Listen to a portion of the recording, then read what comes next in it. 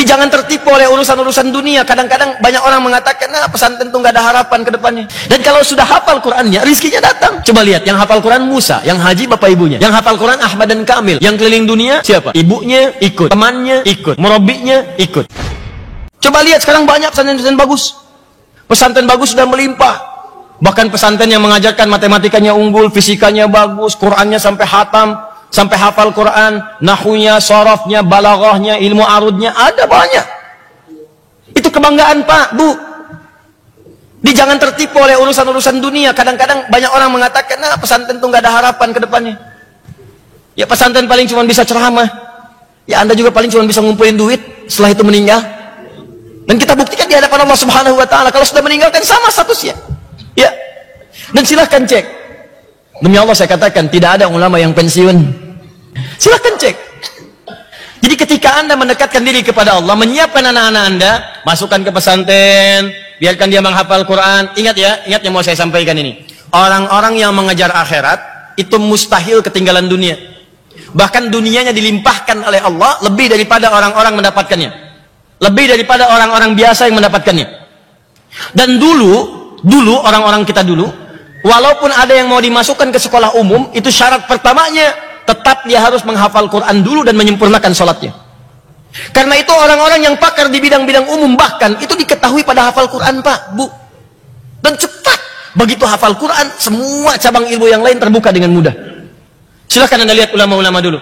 Ya, Bapak Ibu kalau mengaji ada kitab Bidayatul Mujtahid. Ya, Bidayatul Mujtahid fi Nihayatil Muqtasid, karangan Ibnu Rusdi. Ini kitab Bidayatul Mujtahid yang berbicara tentang fikih muqaran, perbandingan pendapat para ulama tentang hukum-hukum sesuatu. Siapa yang nulis? Yang nulis dokter Pak. Dokter Muslim. Dokter penghafal Quran, dokter ngapalin hadis, belajar kedokteran, pakar di bidangnya. Itu dokter bedah Pak, pakar di bidangnya. Dokter bedah nulis kitab fikih, Anda bayangkan. Jadi kalau sudah hafal Quran, sudah paham hadis, mau dibawa kemanapun gampang. Ibnu Sina misalnya, itu kan penghafal Quran, 7 tahun hafal Quran, menghafal hadis. Begitu sudah sempurna hafalannya, sholatnya sudah bagus, belajar kedokteran 16 tahun, otodidak belajar kedokteran, sampai jadi puncaknya, sampai jadi bapak kedokteran. Menuliskan kitab-kitab, ada Asy-Syifa, ada Al-Qanun fit Tibb, dan seterusnya. Al-Kindi, Al-Ghazali, Al-Khawarizmi, Al-Farabi, ya Al-Battani, Jabir Ibnu Hayyan, Ibnu Firnas, itu para penghafal Quran, menemukan prototipe pesawat terbang, menemukan atom, menemukan ini, menemukan itu. Quran dulu Pak, Bu. Jadi jangan, tidak ada aibnya anak Anda silahkan sekolah, jadi ahli fisika yang hafal Quran, ahli kimia yang hafal Quran, ahli biologi yang hafal Quran, kan indah. Kalau sudah seperti itu, maka jadi dokter yang khairul bariyah, jadi insinyur yang khairul bariyah, ya. Jadi diplomat yang khairul bariyah. Diplomat dulu yang hafal Quran banyak. Jadi itu disiapkan anak antum. Dan jangan takut Pak, demi Allah saya katakan, jangan takut. Orang-orang yang menyiapkan anaknya untuk dekat dengan Allah, bahkan langsung ada keterangan dalam Al-Quran, rizkinya langsung Allah jamin. Bukan orang tuanya yang capek menyiapkannya, rizkinya. Di awal aja penuh kesungguhan. Kadang-kadang tega nggak ya dimasukin pesantren? Bukan tega nggak tega, dekatkan dengan Allah. Mau dekat nggak? Siapin. Kalau sudah seperti itu, jangan takut Pak, demi Allah, jangan takut. Buka Quran surah 3 ayat 37. Ya, Imran Hannah punya anak. Saat dalam kandungan sudah diniatkan, anak saya yang satu ini saya siapkan jadi anak yang sangat dekat dengan Allah.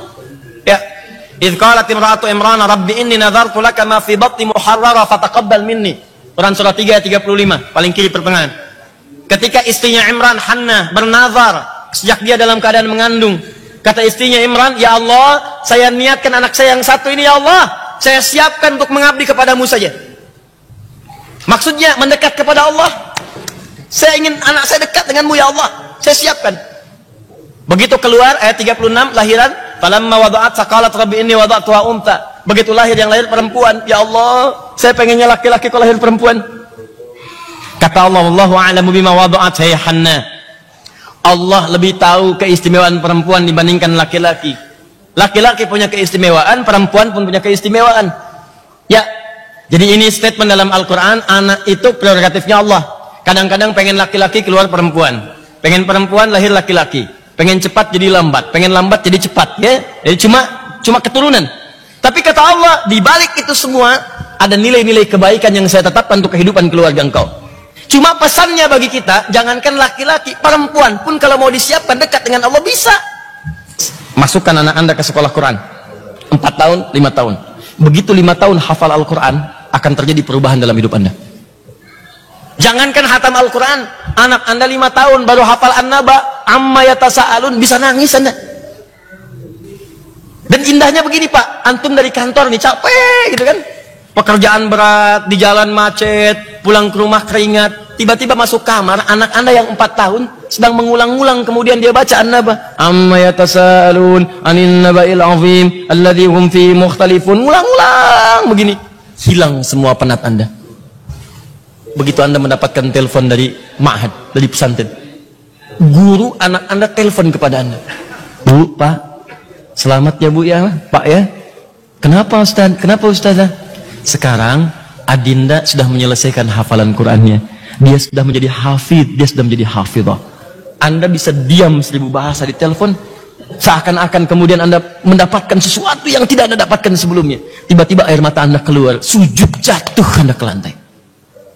Gak percaya silahkan. Itu baru Qur'annya Pak. Demi Allah saya katakan. Apalagi kalau yang telepon itu anak Anda. Tiba-tiba dia berkata di ujung sana, Mama, Alhamdulillah, kenapa nak? Saya sudah menyelesaikan hafalan, saya sudah hafal Quran. Wah, kayaknya investasi Anda tuh gak ada nilainya.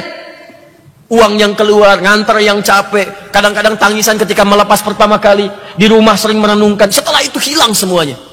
Yang ada itu nikmat, itu enak. Gak percaya silahkan. Ya, cobalah, itu baru hafal Quran.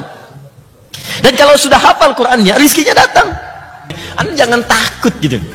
Ya, jadikan sebagian dari keluarga Anda itu masuk dalam golongan khairul bariyah. Begitu dapat status khairul bariyah, maka Allah akan menanamkan kemuliaan dan cahaya di rumah Anda. Bangga.